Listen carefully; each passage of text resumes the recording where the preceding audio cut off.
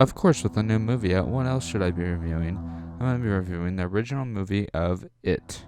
Now, I'm not talking about the 1990 one, I'm talking about the 2017 remake that came out a few years ago that just now got a sequel. So let's get on with the review.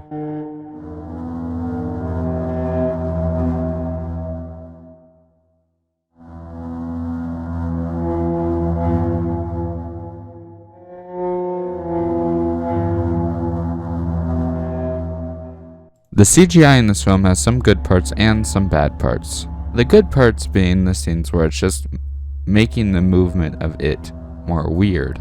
Generally, those are the only good parts of the CGI. Besides that, most of the CGI monsters in this movie are not very good. Some of them look so poor, like the one with the boy running down the hallway with no head. That is one of the cheesiest looking thing I've ever seen. And a lot of the monsters in this film just look like they're just from an animated movie and not even from a live action film. I mean, just look at the lady from the painting. Does that even look real at all? You can't tell me that you think that looks like something that you'd see in real life. It doesn't. It looks like something out of an animated film made for one of those animated horror kids films. And they used way too much in it too. There's so much CGI in this film, it's just insane. It's like, come on, could you use a little bit of practical? You guys had a humongous budget for this film.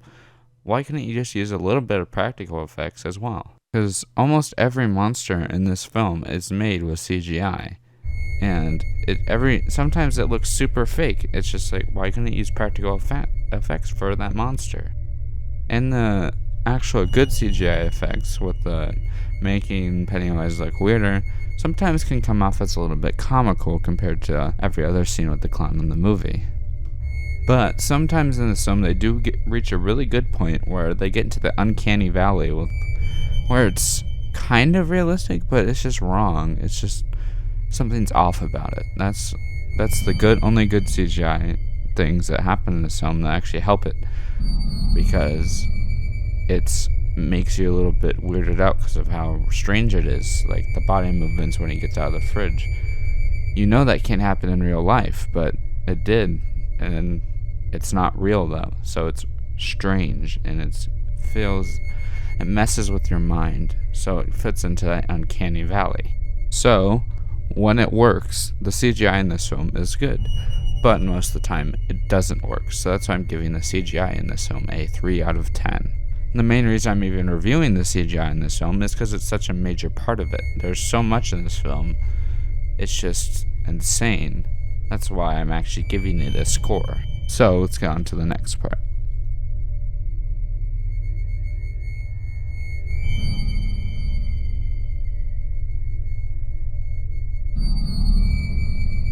Of course, the cinematography.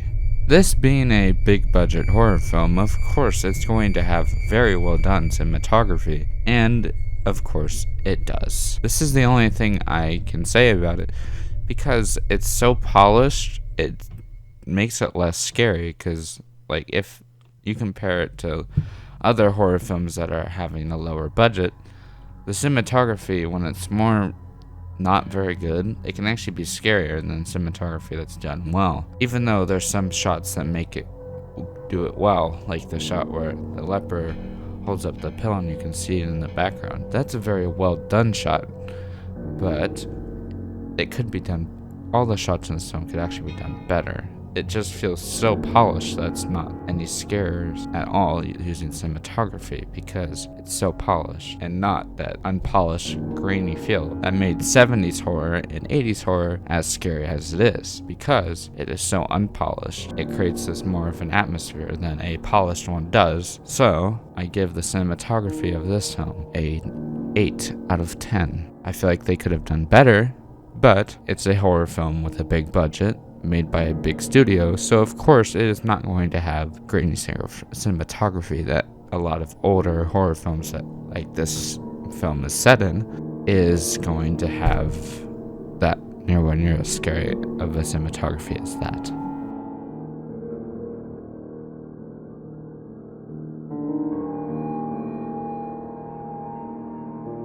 Of course I have to talk about how scary this film is. Especially since people are claiming this is one of the scariest horror films ever made. which is only true if you have one fear. That fear being of clowns. Basically, if you don't have a fear of clowns, this movie isn't very scary at all. I watched this movie and I actually had a fear of clowns at the time, and this film didn't scare me at all. It can't even do that right. But I can see people who have an extreme phobia, basically, that they'd be terrified of this movie. But besides that, most of this film is just jump scares, and it's not very scary at all, which is basically modern horror now in general. It's just jump scares. And this film isn't very scary. I don't know why everybody says it's so scary. It's not. It's just jump scares, and all my friends are like, oh, this movie is so scary, and it's not. It's just jump scares. And I feel like It Chapter 2 is going to be the same way, even though I haven't seen it yet. So I give this film's horror a 4 out of 10.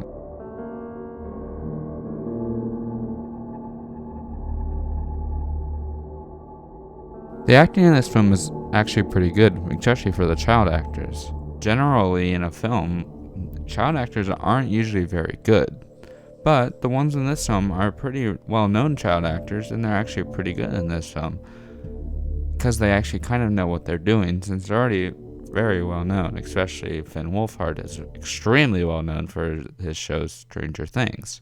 And the weirdest ones of all are the adult actors, because every scene that they are in is very strange. All the adults act very weird in this film. So it creates this weird dynamic between the kids and the adults, because the adults actually act sometimes weirder than it does in this entire film. And it's all because the whole it controls the town and the people inside of it, especially when they're adults. So the adults act like nothing happens when their kid disappears. And it creates this weird dynamic in between the kids and the adults, because all the adults act so strange, and every time they try to get help, the adults act like nothing happened. So for the role that they're actually playing, the adults did a really good job, because they're supposed to be weird in this film. So the adults did very good for what they were going for, and so did the kids. So that's why they give the acting in this film a 7 out of 10. Considering I give most films acting scores of, this film actually did well, especially compared to most of the Godzilla films I reviewed so far. So that's a major bonus to this film, because an actual movie with good acting in it. I know, shocking. And let's get on to the next part. So I give this film a final score of 6 out of 10, which is pretty high considering what I give most of my horror films, but this is actually a really high quality film with just some very major issues. So, here's the final score.